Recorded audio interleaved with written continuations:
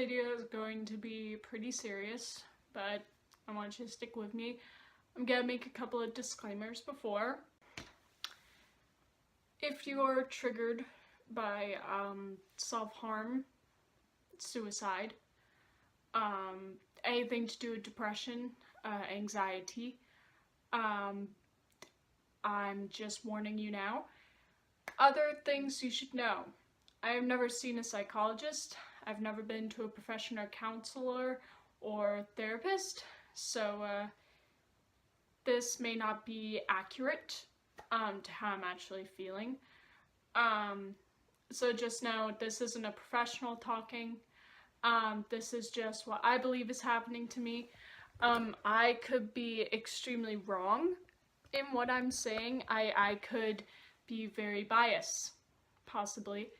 But I want you to know that this isn't meant to harm anyone. This isn't meant to be a PSA or advice or anything. It's just my personal experience. Okay. As you can tell from the title of this video, this is my experience with depression.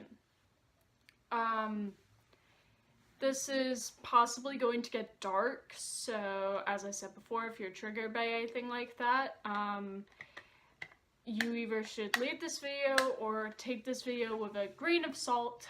I was bullied when I was in elementary school and middle school. Of course, most people were. And people are affected differently with bullying. Some people grow from it and they're like, hey, that happened to me when I was younger. I shouldn't worry about it anymore. It's in the past, which is healthy. Other people take it a little bit more personally. I don't know why people bullied me. I never asked. I never wondered. People called me childish because I liked dolls. And I didn't act like a typical 13-year-old. So I felt different. I felt like I was something wrong. And I thought about suicide. I never did anything, physically to myself during that time. So I'm very lucky. Some people aren't.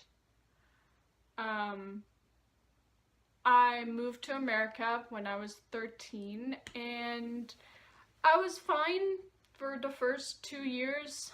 I didn't really feel threatened by anything. I'm sure people made fun of me behind my back. People did, but I didn't take it that personally. I was like, hey, I've dealt with this before. I know how people are.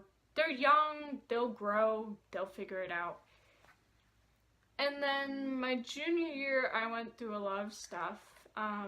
Junior year, my grandma died, and I never said anything about it. I never mentioned it to anyone because I didn't like bringing my personal problems into situations. 4 months after she died, I went through a very strange realization. I was terrified of dying. I was scared. And it was a lot to go through. But I lived, and I'm proud of myself for that. I went through a lot of things. I was rejected by a guy. My dog died. The election happened. I felt threatened. Of course, there was Pulse nightclub. And I was scared of who I was, and then I figured out my gender identity and sexuality. I'm still figuring myself out, and you know, that's a story for another day. That's an entirely different my experience with thing. But yeah, I cried. I had a lot of breakdowns. I wouldn't call them breakdowns, actually. I would just feel all this emotion I had been bottling up for a really long time and just let it all out, and it would probably be like an hour-long kind of session where I'd feel like the entire world was pushing down on me and pressuring me. But I never said anything.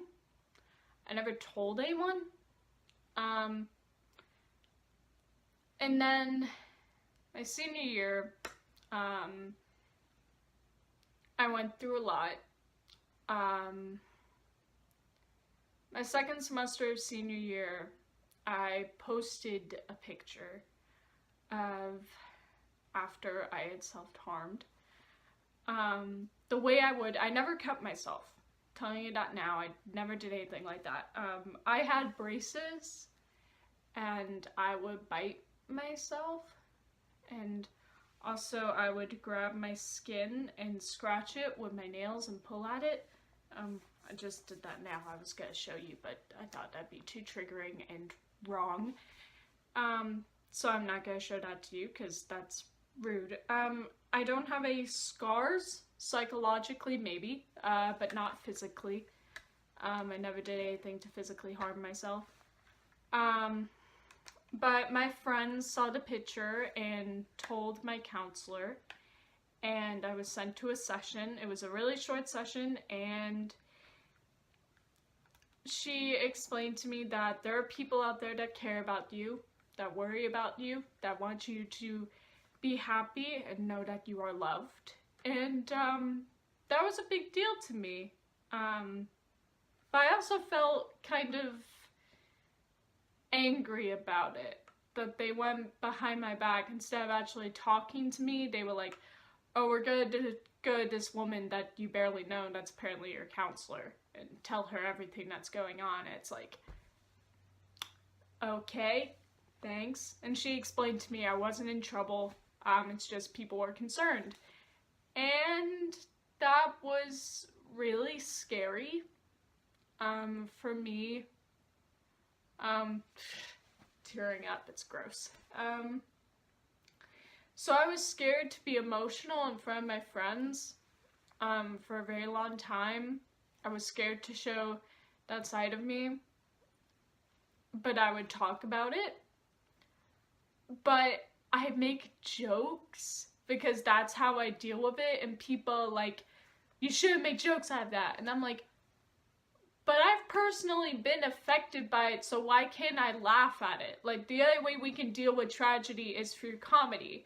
If we didn't have comedy through grieving, you know, telling funny stories about people that have passed away, we wouldn't be able to carry on that memory of those people. If we just cried every 5 minutes about it, why can't we show that there is, you know, a kind of funny side to death, you know, the way we die, all this. That's not what I meant. Let me try this again. Comedy helps people, but people in a certain era weren't affected by that. You see it more with people in the military make jokes about that because they know death is right around the corner. You know, you step one step to the side, a helicopter chops up your head. Like, you make jokes about it because it's so close to reality, and you don't realize it until someone explains it to you. They're like, oh, sweetie, do you need help? Help in this economy? Hell to the no. Okay, I'd love to go to a therapist and talk about these things, but I'm so terrified of what they're gonna say, and that they're gonna prescribe antidepressants, and they're gonna say, oh, this is this and this is this. I'm like, no, I just want to talk to someone and know that someone is listening, but not be diagnosed of a billion different words for something, okay? I want to know if what I'm feeling is normal for someone my age. Is it normal after things I've been through? Is it normal to feel this way? Like, that's all I want. I don't want a diagnosis because that makes me feel abnormal. That makes me feel different from the status quo. I don't want that. For the last couple of months, I have been the happiest I have ever been. I feel comfortable as myself. I've been able to express myself to my friends, That's gonna be another video, and I really need to make that soon. But the reason I'm making this video is because I wanted to talk about this kind of touchy subject. You know, it's hard talking about these things with people because, you know, you don't know how people are gonna react. Okay, I don't know how people are gonna react to this video. I don't know if they're gonna be like, hey, I can help you, or hey, you're being pathetic. Like, I don't know why I immediately gendered those voices. Maybe they're not gendered. You never know what someone is. Anyway, the reason I'm talking about this is because I want to shed a light on it. I want people to know that it's okay to feel that way, and explain that what I'm feeling, I don't know if it's depression, I don't know if it's bipolar disorder, I don't know if it's me being crazy, which is a horrible word to use for it. I'm not gonna self-diagnose myself. I don't want people without a degree to diagnose me. So I just want people to know that there is a side of me that feels this way. That there is a part of me that feels this way, and that there is hope out there. That someone will help you. So if you are feeling any sort of way, talk to someone. Please don't keep it bottled up, because that's the worst thing you can do. That's what I did for years. Okay, I didn't talk about it. But then when I finally did, I realized that it's okay to have emotions.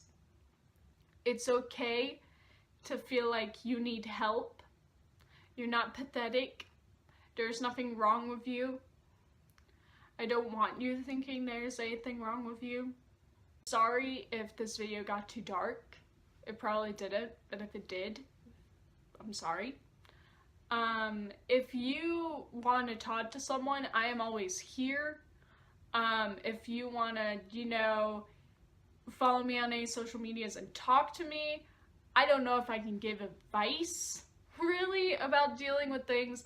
I just want you to know that there are people out there that will listen to you, that will try to help you, that will love you, that will give you hope, regardless of your situation. So just know that. That's what I needed to learn.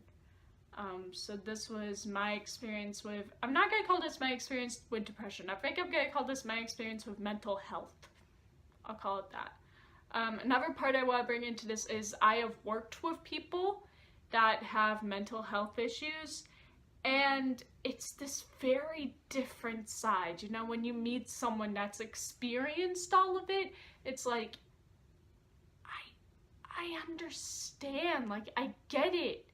Because people have this certain image of what it is. People think depression is, oh, this girl in a black and white filter crying a small, subtle tear. No, depression is this. Yeah, I wanted to kill myself, but you know, I don't have the money or the time, man, so I'm just gonna keep living, I guess. I got no idea.